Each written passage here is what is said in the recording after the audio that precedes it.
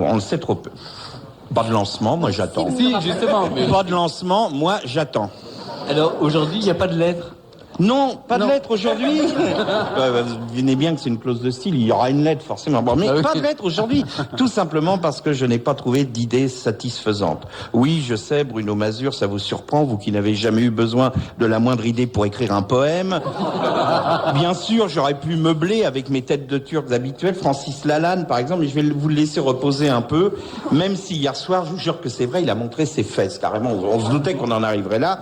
Mais lui pensait faire un acte provocateur, mais en fait, comme il n'y a pas de différence, tu vois, c'est qu'on aurait cru, on avait l'impression qu'il avait mis un masque, enfin, pareil, quoi. Donc, ou alors qu'il avait, ou qu'il s'était accroché un siamois à l'envers dans le dos, enfin, donc, bon, pas d'idée satisfaisante, vous disais, je n'allais pas, une fois de plus, ce matin, écrire aux candidats pitoyables des jeux télévisés, comme cette dame qui, hier soir, participait à Zone Rouge, et à qui Foucault demande de citer un pays ayant une frontière commune avec l'Espagne. La candidate, après avoir déclaré « je ne vois pas », évidemment, a fini par répondre « ah oui, l'Italie ». Alors, le pire, c'est qu'après l'Europe. Voilà. Le pire, c'est qu'après le... Oui, par contre, elle devait s'y connaître probablement en race de chien. Mais le pire, c'est qu'après le jeu, vous savez, au moment... Maintenant, on interviewe les candidats après, quand ils se sont fait éliminer. Bon, et là, on demande leurs impressions candidats perdants. Elle a déclaré, je cite, la question était mal formulée. La question devait aussi être mal formulée l'autre jour au maillon faible, lorsque Boccolini a demandé comment appelle-t-on la sauce blanche à base de mayonnaise qui accompagne le céleri rave râpé. Vous voyez, le mec a répondu la Benedicta. C'est assez juste.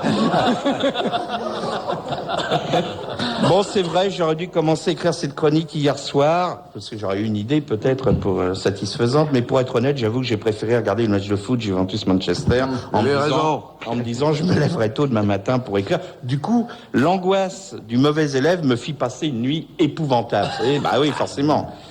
Sommeil agité, secoué de cauchemars dans lesquels l'émission d'aujourd'hui était présente en permanence. Évidemment, c'est la culpabilité, vous voyez ça. Donc une nuit ponctuée de cauchemars terrifiants. À un moment, même, j'ai rêvé qu'aujourd'hui, l'invité serait Morane. Ça veut dire que je me suis retrouvé assis sur mon lit en sueur à claquer des dents. Alors, c'est terrible. Comme cette émission peut troubler le sommeil. Stéphane nous confiait l'autre jour, un matin, que vous rêvez souvent de l'émission, vous faites souvent le cauchemar, qu'en plein milieu du Fou du Roi, vous vous rendez compte que vous ne portez ni pantalon, ni sous-vêtements. C'est vrai, il nous l'a dit l'autre jour, et que le public peut, à loisir, admirer cette chose flasque et molle. Non, il est profil. Mais je dis flasque et molle parce que c'est un cauchemar. Sinon, j'aurais des minuscules. Mais je suis sous la table. Enfin, je veux dire, pas d'idée. Personne ne voit rien, Guy. Pas d'idée satisfaisante pour ma chronique. C'est dans la facilité. Je décidais de lire à Michel Rocard l'extrait le plus émouvant de la lettre, etc. Mais vous m'avez interdit ce matin, Stéphane. Vous étiez d'une humeur exécrable dans le bureau. Bref, monsieur exigeait une lettre inédite. Tiens, à propos de lettres, Madame Balkany m'a envoyé du papier à lettres. Enfin, je sais pas si à lettres est l'expression qui convient, mais enfin, sur du papier, Madame Balkany a fait imprimer des mots suite à mes commentaires à sa prestation chez Mireille Dumas. J'abuserai pas de la facilité de répondre en m'amusant avec chacun des termes de cette lettre, mais ce que je voulais vous dire, c'est qu'elle a adressé copie, écoutez bien, de cette lettre à Monsieur Baudis, président du CSA, à Jean-Marie Cavada, ancien président de Radio France, désormais à la retraite, à Bertrand Vanier, patron de la rédaction de France Inter, à Stéphane Bern, mais surtout, tenez-vous bien, à Arlette Chabot et à Patrice Carmouze. Patrice Carmouze va être étonné, mais enfin bon. Et ces gens qui m'écrivent en mettant copie Jean-Marie Cavada et le CSA, j'aime bien. Vous voyez, ça situe tout de suite un comportement, une façon d'être. Ça fleure bon, copie à la commandanture signée un bon français. Il y a pas bon. Donc je voudrais juste dire à Madame Balkany que le CSA est garant de l'éthique dans l'audiovisuel et que l'éthique est sûrement plus bafouée par le spectacle dégradant d'un couple de politiciens venant étaler une vie privée fabriquée pour des raisons de racolage clientéliste dans une émission de Mireille Dumas que par mes pignolades dérisoires. Ma seule limite, c'est de ne pas blesser les gens. Ma lettre n'avait pas pour but de vous blesser, madame, mais vous, en venant jouer votre sinistre comédie à la télévision, c'est pire qu'une blessure, c'est une insulte. Sachez enfin que Jean Lucas et Cavada pensent que les collaborateurs qu'ils mettent à l'antenne sont des gens responsables, etc. Pas du genre, vous n'avez jamais exigé de fellation sous la menace d'une arme. Non, décidément, J'ai pas besoin d'une arme. Finalement, alors pour rester synchrone, donc avec le début de l'émission, j'ai décidé d'écrire. Ah non, mais je me suis déjà exprimé là-dessus sur cette phrase d'Ardisson.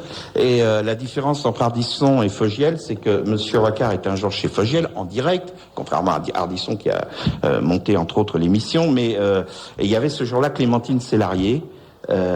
Et Monsieur Rocard avait ce regard malicieux qu'ont les gens amoureux. Et Clémentine, Clémentine, qui est une femme sensible, lui a juste dit « Vous êtes amoureux ?» La façon dont il a répondu « Oui » m'a réconcilié avec la politique pour un bon bout de temps. Voilà, il y a deux façons d'aborder les choses. Non. Ne salis pas tout. J'avais ma cible. Donc finalement, j'ai décidé d'écrire à mon chien. Je t'aime, mais... Oui, parce qu'au début, on a parlé... Vous voyez, il y a un concept. Il y a un dans vrai les concept. mails. Il va pouvoir voyager avec vous en Europe. Je t'aime, Oméga, et tu le sais, tu en joues lorsque tu me regardes par en dessous en faisant ces yeux malheureux qui me font craquer. Tu le sais quand tu remplis hypocritement pour te rapprocher du lit alors que je ne veux pas que tu montes sur le lit. Et tu le sais quand je rentre à la maison, tu es déjà là, ton instinct t'a prévenu et tu sautes déjà à la grille. Bon, à ce stade de ma chronique, d'aucuns diront que ça ressemble à du Paul Gut, c'est vrai, c'est un peu cucul à praline, mais Paul Gut n'aurait jamais écrit ce qui suit. Pourtant, Oméga, je ne supporte pas le machin rouge qui sort parfois de ton zizi quand tu es énervé. Bon, non.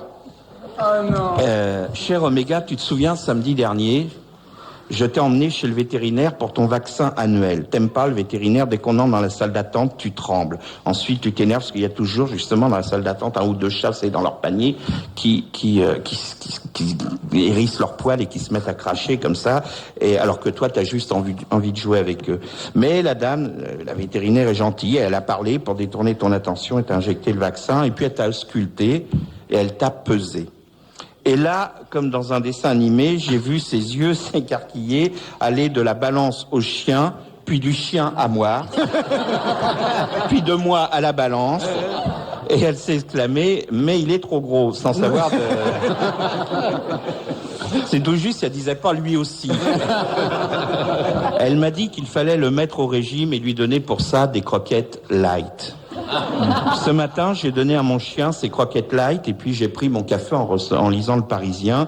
J'ai appris qu'on a retrouvé dans un jardin, pas très loin de chez moi, dans le Val d'Oise, le corps désarticulé d'un jeune Africain tombé d'un avion où il s'était probablement caché dans le train d'atterrissage, donc d'un avion qui allait atterrir à Roissy. Le gamin était en choc.